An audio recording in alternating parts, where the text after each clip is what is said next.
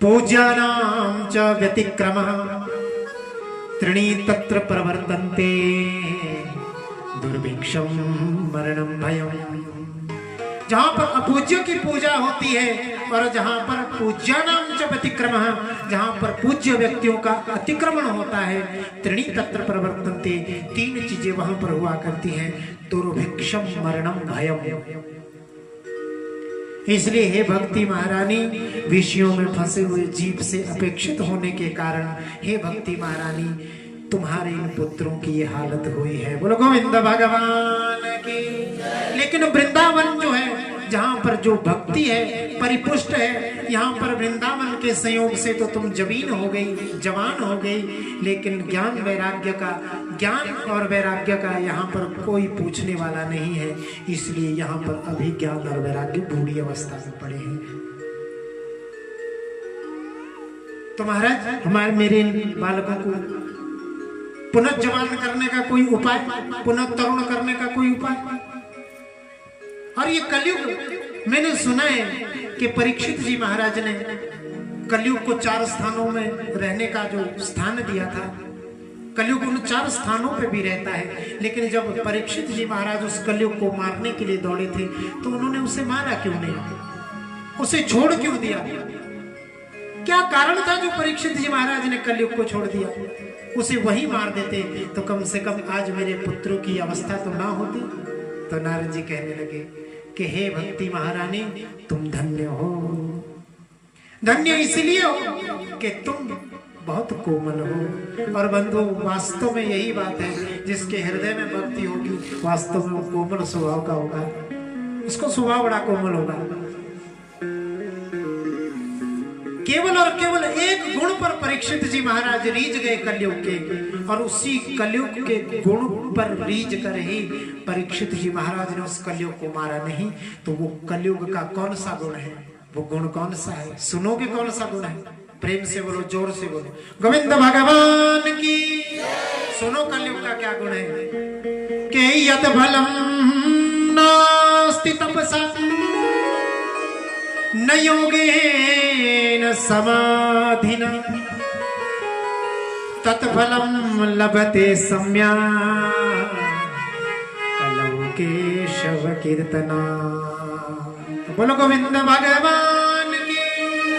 यत बलम नास्ति तपसा न योगेन समाधिना, जो योग समाधि तप से जो दुष्कर जो फल है, जो फल प्राप्त होता है अन्य युगों में, वो इस कलयुग में केवल केशव के कीर्तन मात्र से, भगवान के नाम जाप मात्र से पूर्ण हो जाया करता है। बोलो गोविंद भगवान की।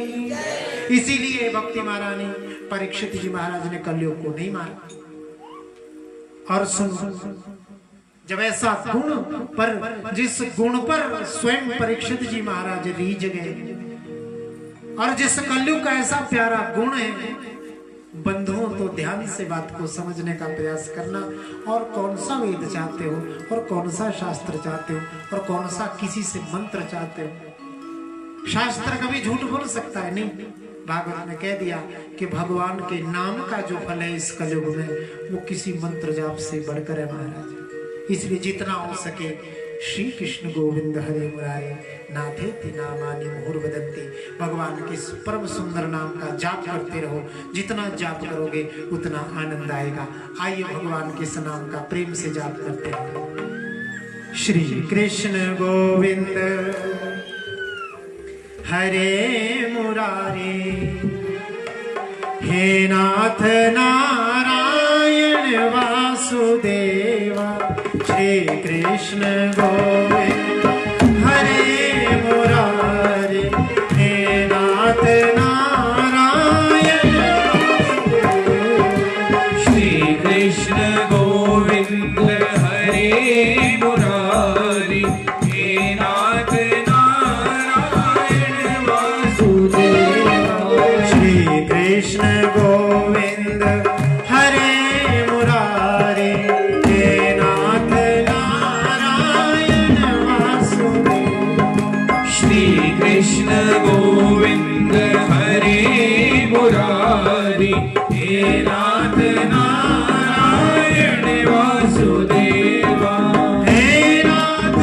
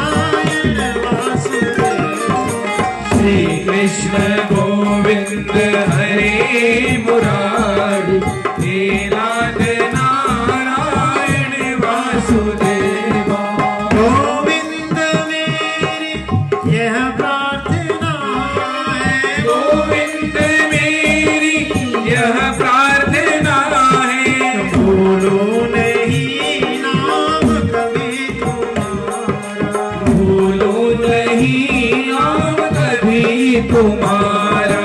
निष्काम होके मैं दिन रात गाऊं, निष्काम होकर मैं दिन रात गाऊं। गोविंद दामोदर माधवेति, गोविंद दामोदर माधवेति। श्री कृष्ण गोविंद हरे मुरारी, हे नाथ नारायण वासुदेवा। श्री कृष्ण गोविंद हरे मुरारी, हे नाथ नारायण वासुदेवा। राधे कृष्ण कृष्ण कृष्ण राधे राधे, राधे कृष्ण कृष्ण कृष्ण राधे।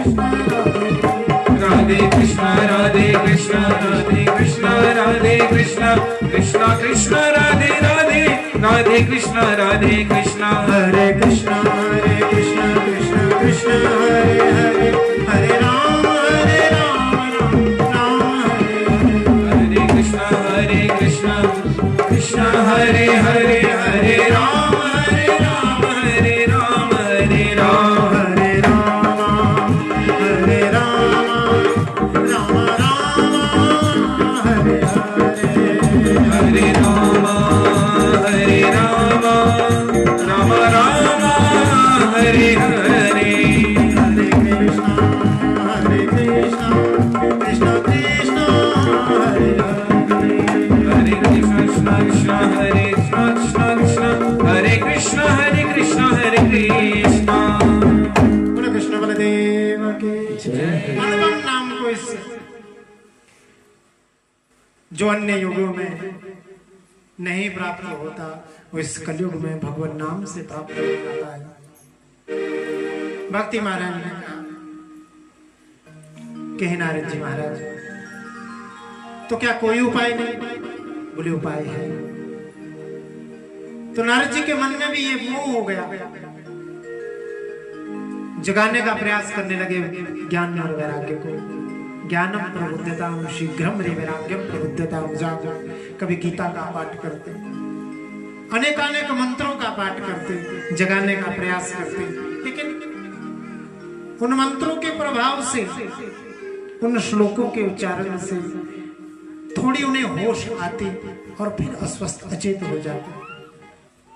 जब ऐसी स्थिति बनती रही तो अंत में नारद जी शरणागति धारण की। नारद जी ने हाथ जोड़ लिया कि प्रभु ज्ञान और वैराग्य की मूर्छा दूर करने का कोई उपाय बताएं। उसी समय व्योमवाणीम तदा भूभुवः, उसी समय आकाशवाणी हुई और आकाशवाणी ने कहा कि हे नारद सत्संग करो। हे नारद सत्कर्म करो। इतना कहकर आकाशवाणी चुप हो गई। नारद जी ने फिर आकाशवाणी से पूछा कि सत्कर्म क्या है, कौन बताएगा मुझे इस बारे में? आकाशवाणी ने कहा संतों से जाकर पूछो। नारद जी जिससे भी पूछे, संतों से पूछते, महात्माओं से पूछते, किसे पूछते भैया क्या है सत्कर्म, क्या है सत्कर्म, क्या है? कोई कुछ कहता, कोई कुछ कहता। कोई ये सोचता कि नारद जी जैसे ब्रह्म ऋषि को भी जब सत्कर्म के विषय में पता नहीं तो हमें कहां से होगा। नारद जी को कोई आते देखता तो वही संत छुप जाता कि फिर से पूछ लेंगे सत्कर्म किसे कहते हैं, सत्कर्म किसे कहते हैं। ऐसा सोचते सोचते जब कहीं पर भी उन्हें अपने इस प्रश्न का उत्तर नहीं मिला तो नारद जी इसी प्रकार व्यग्र चित्त से, खिन्न मन से ज्ञान और वैराग्य की मूर्छा दूर कैसे हो, ये सोचते सोचते बद्रिकाश्रम पहुंचे। और बद्रिकाश्रम में उन्हें अपने चार भाई सनक, सनंदन, सनातन और सनत कुमार से उनकी भेंट हुई। बोलो गोविंद भगवान की। अगर कथा को उस ध्यान से सुना होगा तो कथा वापस वहीं आकर प्रारंभ हो गई। सनकादि ऋषियों को बता रहे हैं नारद जी अपनी व्यथा, और इसीलिए नारद जी कहने लगे कि हे भ्राताओं, हे सनकादि ऋषियों, मैं उन्हीं ज्ञान और वैराग्य की मूर्छा दूर कैसे हो, यही भाव मन में लेकर आ रहा हूं। सनकादि ऋषियों ने पूछा आकाशवाणी हुई थी? बोले हाँ। क्या कहा था आकाशवाणी ने? आकाशवाणी ने कहा था कि सत्कर्म करो। तो हे नारद, आपको सत्कर्म के बारे में पता नहीं? बोले नहीं महाराज।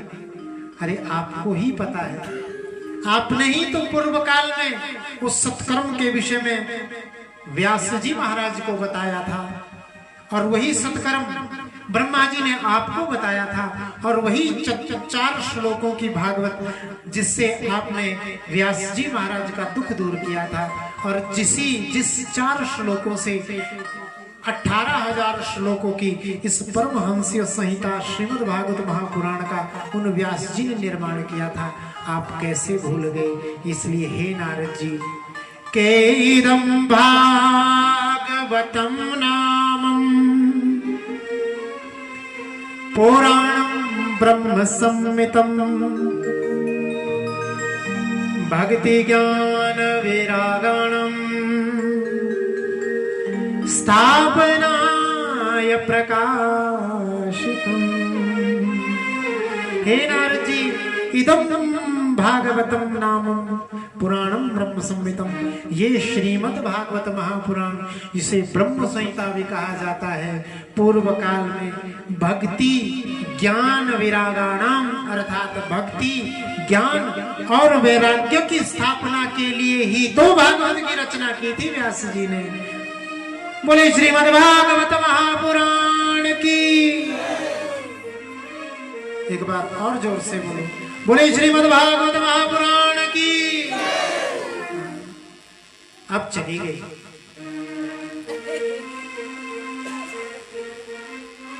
बोले भागवत ही तो है जिसकी स्थापना की थी। तो बंधुओं, ऐसा वर्णन आता है। नारद जी को संशय हुआ, तो सनकादि ऋषियों ने नारद जी के संशय को यहाँ वर्णन किया। पूछा महाराज की कथा कहाँ होगी, कौन श्रोता होगा, कौन वक्ता बनेगा? नारद जी ने कहा, हे सनकादि ऋषियों, आपसे बड़ा वक्ता और कौन हो सकता है? और भक्ति ज्ञान और वैराग्य के कष्ट दूर करने के लिए मैं यजमान बन जाऊंगा, मैं श्रोता बन जाऊंगा, आप कथा कीजिए।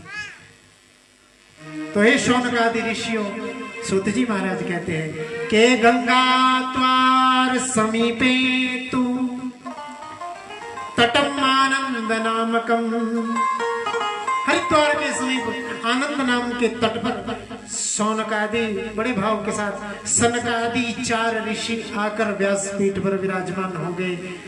बड़े भाव के साथ वहां पर नारद जी महाराज बैठ गए कथा सुनने के लिए, और शौनकादि महाराज कथा श्रवण करवाने लगे। ऐसा वर्णन भागवत जी में आता है कि जब पता चला कि सनकादि 4 ब्रह्म ऋषि कथा कर रहे हैं महाराज, पहली बार 4 व्यास 4 कथा बनता, एक थक जाता, दूसरा बैठता, दूसरा तो तीसरा बैठता। अहिर्निश कथा प्रारंभ हो गई। अनेक ऋषिगण वहां पर आ गए। भृगु वशिष्ठ चमरश्च गौतमो मेघातिथिर देवल देवराता, अनेक प्रकार के ऋषि वहां पर, ऋषि मुनि वहां पर उपस्थित हो गए। बोले कथा सुनने जा रहे हैं। शौनकादि ऋषि कथा कर बड़े भाव के साथ, सनकादि ऋषि कथा कर रहे हैं, सभी भाव के साथ कथा सुन रहे हैं। और इधर जैसे ही सनकादि ऋषि भागवत की महिमा का गान करने लगे और कहने लगे सनकादि ऋषि के हे नारद जी महाराज, हरे उपस्थित सुख बैठे हुए सभी श्रोताओं, ये भागवत क्या है? कहते ने वांगमयी मूर्ति प्रत्यक्षा वर्तते हरि, कि भागवत नहीं है, केवल शब्द नहीं है, कोई पोथी नहीं है, ये तो प्रत्यक्षा, ये भगवान साक्षात हरि की मूर्ति है, साक्षात भगवान कृष्ण का, साक्षात नारायण का शब्दमय स्वरूप है। ये कह ही रही थी। उसी समय भक्ति सुतौ तौ तरुणौ गृहीत्वा प्रमेक रूपा सहसा विरासी, श्री कृष्ण गोविंद हरे मुरारी नाथेति नामानि मुहुर्वदन्ति। अर्थात भक्ति महारानी अपने दोनों पुत्रों के साथ ज्ञान और वैराग्य के साथ कथा पंडाल में श्री कृष्ण गोविंद हरे मुरारी हे नाथ नारायण वासुदेव इस महामंत्र का जाप करती हुई और नृत्य करते हुए इस कथा के मध्य में प्रकट हो गई। बोलिए भक्ति महारानी की। कथा के मध्य जैसे ही प्रकट हुई, भक्ति महारानी ने पूछा कि हे महात्मा, आपने यहाँ कथा पंडाल में कथा स्थल में सबके बैठने के लिए स्थान बना रखा है। माताओं के बैठने के लिए अलग स्थान, पुरुषों के बैठने के लिए अलग स्थान, सन्यासी और महात्माओं के बैठने के लिए अलग स्थान बना रखा है। भक्ति महारानी ने पूछा, मैं कहाँ बैठूं? ऐसा कौन सा स्थान है जहां पर मैं बैठ सकूं? सनकादि ऋषियों ने कहा कि हे भक्ति महारानी, आप तो भक्त को भगवान का रूप बना देती हो। यहाँ पर ऐसा कोई स्थान नहीं है जहां पर आप बैठ सको। यहाँ पर यदि कोई स्थान है आपके बैठने के लिए लायक, तो वो स्थान है भक्तों का हृदय। इसलिए हे भक्ति महारानी, आज से तुम ज्ञान वैराग्य के साथ भक्तों के हृदय में जाकर बैठोगी। और तब से भक्ति महारानी सदैव भक्तों के हृदय में वास करती है। बोले भक्ति महारानी की। हृदय में बैठती है और बड़े भाव के साथ सनकादि ऋषि कहते हैं कि सकल भुवन मध्य निर्धनास्ते धन्य निवसति हृदयेषां श्री हरेर भक्ति रेखा हरिरपि निज लोकम सर्वथा तो विहाय प्रविशति हृदयेषां श्री हरे भक्ति रेखा। सकल भुवन मध्य निर्धनास्ते धन्य। इस धरती पर वास्तव में वही धन्य है। बोले कौन? वही धनवान है। बोले कौन? निर्धन होकर भी वही धनवान है। सकल भुवन मध्य निर्धनास्ते धन्य। इस सकल भुवन में निर्धन होकर वो धन्य है, वही धनवान है। बोले कौन? निवसति हृदयेषां श्री हरेर भक्ति रेखा। अर्थात जिसके हृदय में श्री हरि की भक्ति विराजमान है, वास्तव में वही धन्य है। क्यों? क्योंकि जिसके हृदय में भगवान की ये भक्ति रहती है, हरिरपि निज लोकम सर्वथा तो विहाय। जिस भक्त के हृदय में हरि की भक्ति रहती है, भगवान उस धाम में नहीं रहते, फिर तो भगवान उस भक्त के हृदय में भक्ति महारानी के साथ बैठ जाते हैं। बोलो गोविंद भगवान की। प्रविशति हृदयेषां, उस भक्त के हृदय में ठाकुर वो गोविंद विराजमान हो जाते हैं, बैठ जाते हैं, सदा के लिए उनके हो जाते हैं। इस प्रकार से भक्ति महारानी भक्तों के हृदय में जाकर बैठ गई। नारद जी ने प्रश्न किया सनकादि ऋषियों से कि सनकादि महात्माओं कृपा करके हमें ये बताएं कि इस सप्ताह के यज्ञ को, सप्ताह की इस कथा को सुनकर कौन कौन शुद्ध हो जाते हैं? बदतु मैया के विशुद्धि, कैसे कैसे लोग शुद्ध हो जाते हैं, कैसे कैसे लोगों की शुद्धि हो जाती है। तो अब ध्यान से सुनना बात को। देखो बड़ी प्यारी बात है भागवत जी में।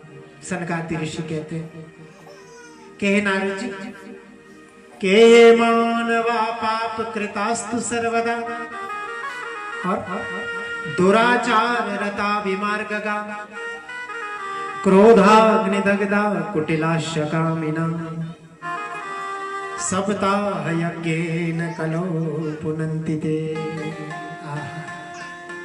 कितनी प्यारी बात है कि ये मानवा पाप कृतास्तु सर्वदा, जिन्होंने अपने जीवन में कुछ नहीं किया, सदा और सर्वदा पाप ही किया। दुराचार रहता, दुराचारी बने रहे, उल्टे सीधे काम, बीमार का वेदों के शास्त्रों के विपरीत चले, उल्टे मार्ग पर सदैव चलते रहे। क्रोधाग्निदग्धा, क्रोध में भरकर किसी का अपमान करते रहे, कुटिल है, कामी है। वो ये कथा सुन ले, सप्ताह यज्ञ कलो पुनन्ति ते, सप्ताह यज्ञ के ये कथा सुन ले, वो इस कलयुग में पवित्र हो जाते हैं। लेकिन ध्यान से सुनना बात को, ये नहीं सोचना कि कोई बात नहीं जी, पूरी जिंदगी उल्टा सीधा काम करेंगे, कथा सुननी पवित्र हो जाएंगे ना। पश्चाताप। भागवत में सूत्र, स्तोत्र और मंत्र तीनों है हमारे। पंचम स्कंद में जाओ तो मंत्री मंत्र मिलेंगे आपको। नरसिंह भगवान के मंत्र, वराह भगवान का मंत्र है, कृष्ण भगवान के मंत्र। अन्य स्कंदों में जाओगे तो भगवान की स्तुतियां हैं, स्तोत्र हैं।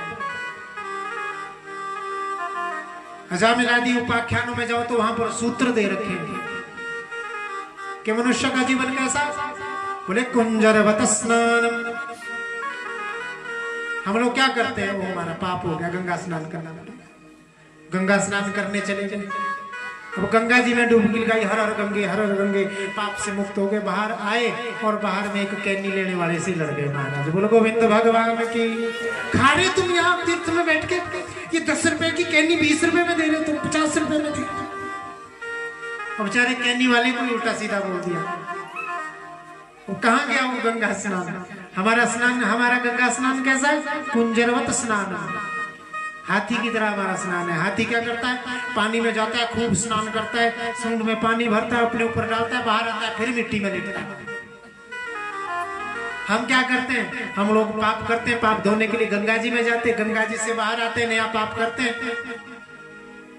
भगवान गंगा मैया भी सोचती हैं कि ये नहीं सुधरेगा, तो हम लोग अपना पाप गंगा जी को दे के आते हैं। गंगा जी अपना पाप समुद्र को देती है, समुद्र अपना पाप बादलों को दे देते, वो काले काले होकर फिर हमारे सिर के ऊपर बरसते कि तुम्हारा पाप तुम्हारे को मुबारक। बोल गोविंद भगवान की। लेकिन भागवत कह रहा है कि ये मानवा पाप कृतास्तु सर्वदा, सदा सर्वदा पाप किए हैं। लेकिन ये मन में सोच ले, ये भावना कर ले कि ठाकुर आज तक हुआ सो हुआ, आज तक किया जो किया, आज तक जो हो गया वो मुझसे हो गया। हे ठाकुर, आज मैं तेरी शरण में आ गया, आज के बाद ऐसा पाप नहीं करूंगा, आज के बाद कोई पाप नहीं करूंगा। इस भाव से कथा को सुन ले तो आप 50% तो उस समय मुक्त हो जाते हैं जब आप ये संकल्प कर लेते हैं कि हम आज के बाद पाप नहीं करेंगे, कथा श्रवण करेंगे। और बंधुओं, जब आप कथा श्रवण कर लेते हैं 100% ठाकुर मुक्त कर देगा महाराज। बोलो गोविंद भगवान की। इसीलिए के पंचो कृपा पाछल छतपकारिणा, 5 प्रकार के पाप जिसने अपने जीवन में किए हैं महाराज। एक होता है पाप, सुनो बात को ध्यान से, धीरे से बोलो राधे राधे, और धीरे बोलो राधे राधे। 5 प्रकार के, एक होता है पाप शर्मा जी, एक होता है पाप, एक होता है उग्र पाप। हमारी बात समझ में, एक होता है पाप और एक होता है उग्र पाप। तो जो पाप होता है वो कट जाता है, किसी ना किसी प्रकार से वो कट जाएगा। लेकिन जो उग्र पाप होता है वो काटना बहुत मुश्किल होता है, उसके लिए बड़ी तपस्या चाहिए।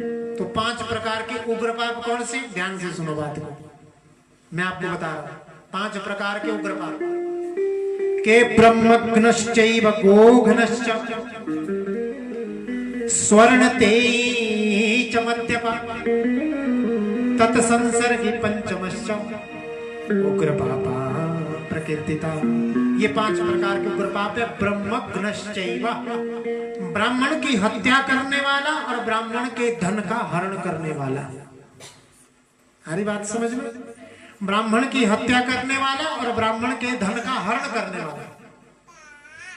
गोघ्नश्चैव, गौ का वध करने वाला, जो गाय को त्याग देते हैं, छोड़ देते हैं आवारा, वो भी गौवधी है हमारे। ध्यान से सुनना बात को। स्वर्णती, और चोरी करने वाला, सोने की चोरी करने वाला। पहले के समय में स्वर्ण ही मुद्रा होती थी, अब मुद्रा है भारतीय मुद्रा, अर्थात धन की, स्वर्ण की, किसी भी प्रकार की चोरी करने वाला। कितने पाप हुए, 3।